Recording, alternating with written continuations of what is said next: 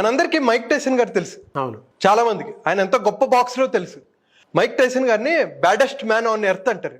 అంటే ఎవరిని దొరికితే ఆయన్ని కొట్టేసి లేకపోతే తర్వాత బాక్సింగ్ లోకి వచ్చి ఒక చరిత్ర సృష్టించారు. అయితే మైక్ టైసన్ గారి పీక్ పీరియడ్ ఉందండి, 1985 to 1990, ఒక రేంజ్ పీరియడ్. అసలు మైక్ టైసన్ గారు వస్తుంటేనే భయపడి పారిపోయిన వాళ్ళు చాలా మంది ఉన్నారు. ఒక గుద్దుతే లెగవలేని వాళ్ళు చాలా మంది. మైక్ టైసన్ గారు గుద్దుతే కింద పడి లేచిన వాడు లేడు, మైక్ టైసన్ గారిని కింద పడేయగలిగిన వాడు లేడు, అటువంటి వ్యక్తి. అయితే ఒక ఛాంపియన్షిప్ జరుగుతుంటుంది 1990లో. ఆ ఛాంపియన్షిప్ కి మైక్ టైసన్ గారికి పోటీగా బస్టర్ డగ్లస్ అనే ఒక వ్యక్తితో మ్యాచ్ జరుగుతుంది.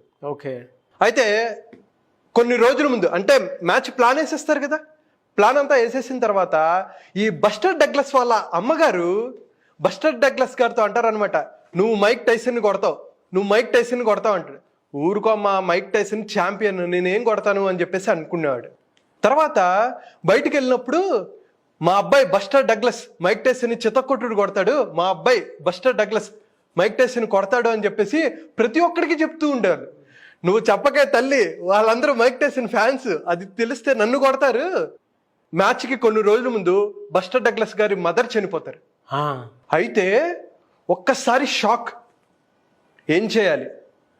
అప్పుడు నిర్ణయించుకుంటాడండి బస్టర్ డగ్లస్, నేను ఎలాగైనా మైక్ టైసన్ కొట్టాలని.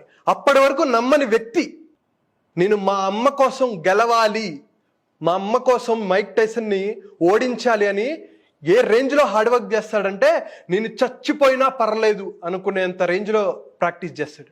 అయితే ఆ రోజు మ్యాచ్ రానే వస్తుంది, February 11th, 1990 అండి. Okay, buster Douglas versus Mike Tyson match okay జరుగుతూ ఉంటుంది. అయితే గట్టిగా ప్రిపేర్ అయ్యాడు కదా బస్టర్ డగ్లస్. అసలు బస్టర్ డగ్లస్ అనేవాడు చాలా తక్కువ మందికి తెలుసు, అండర్ డాగ్ అనమాట. ఆ మ్యాచ్ మొదలవుతుంది. ఓకే, ఫస్ట్ రౌండ్ పోటాపోటీగా జరుగుతుంది, second round, third round, fourth round. మనోడు ఏ రేంజ్లోకి వెళ్తాడంటే బస్టర్ డగ్లస్, నేను చచ్చిపోయినా పర్లా, నిన్ను చచ్చిపోయి మా అమ్మ దగ్గరికి వెళ్ళిపోయినా పర్లా, కానీ నేను మ్యాచ్ ఓడిపోదలుచుకోలేదు అనే రేంజ్లో ఆడతాడనమాట. ఆడుతుంటాడు. 5th round, 6th round, 7th round, 8th round వచ్చినప్పుడు మైక్ టైసన్ బస్టర్ డగ్లస్ని ఒక గుద్దుతాడు. బస్టర్ డగ్లస్ కింద పడిపోతాడు. మనకి జనరల్గా తెలుసు, అంటే బాక్సింగ్లో 1, 2, 3, 4, 5, 6, 7, 8కి వచ్చేటప్పటికి లెగవాలి, లేకపోతే ఓడిపోయినట్టు మ్యాచ్. కరెక్ట్గా 8, 9కి వచ్చినప్పుడు బస్టర్ డగ్లస్ లేస్తాడు. ఎలాగైనా ఆడాలి, అస్సలు ఓపిక ఉండదు, అయినా ఆడతాడు అనమాట. 9th రౌండ్, 10th రౌండ్ వస్తుంది. 10th రౌండ్ వస్తే ఇంకొంతసేపట్లో మ్యాచ్ అయిపోతుంది అనగా బస్టర్ డగ్లస్ ఎనలేని శక్తి పుంజుకొని మైక్ టైసన్ని 6 పంచులు వేస్తాడు. మైక్ టైసన్ కింద పడిపోతాడు. 1, 2, 3, 4, 5, 6, 7, 8 లేవలేక ఎంపైర్ని హత్తుకొని అలా ఉండిపోతాడు మైక్ టైసన్. ఒక్కసారి బాక్సింగ్ ప్రపంచం మొత్తం దద్దరిల్లిపోతుంది. ఎందుకో తెలుసా? అసలు అండర్ డాగ్ 37 మ్యాచ్లు కంటిన్యూస్ గా గెలిచిన మైక్ టైసన్ని ఒక అండర్ డాగ్ కొట్టేసరికి ఒక్కొక్కడికి పిచ్చెక్కిపోయింది. అందుకనే ఆ మ్యాచ్ని boxing most upset match in boxing history అంటారండి. ఇప్పుడు మీరు గూగుల్ చేయండి, నేను అబద్ధం చెప్పట్లా, మీరు గూగుల్ చేయండి, most upset match in boxing history అంటే Buster Douglas versus Mike Tyson.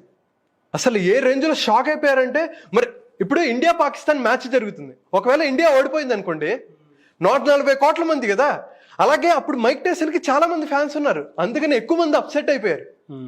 So ఇక్కడ మనం అనాలిసిస్ చేసి నేర్చుకోవాల్సింది ఏంటో చెప్తాను. ఫస్ట్ థింగ్, ముందు బస్టర్ డగ్లస్ తను నమ్మల. వాళ్ళ మదర్ చెప్పారు, అరే నువ్వు గెలుస్తావు, నువ్వు వాడిని కొట్టాలి, మైక్ టైసన్ కొట్టాలి. అసలు మైక్ టైసన్ 58 మ్యాచ్లు 52 మ్యాచ్లు గెలిచాడండి.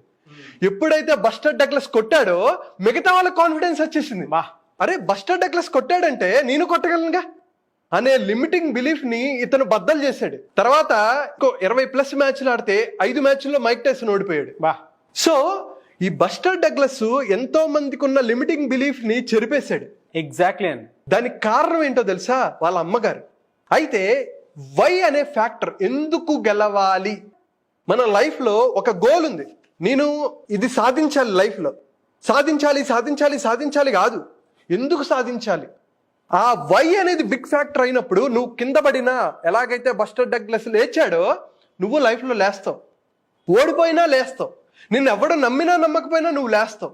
ఆ లిమిటింగ్ బిలీఫ్స్ని నువ్వు ఓవర్కమ్ చేయడానికి నిన్ను నువ్వు నమ్మాలి ఏదో ఒక పాయింట్ ఆఫ్ టైంలో. కొంతమంది నాలాంటి వాళ్ళు చెప్తూ ఉంటారు, నిన్ను నువ్వు నమ్మాలి, నువ్వు చేయగలవు అని. కానీ నువ్వు నమ్మకపోతే ఎప్పుడు యూజ్లెస్ కదా.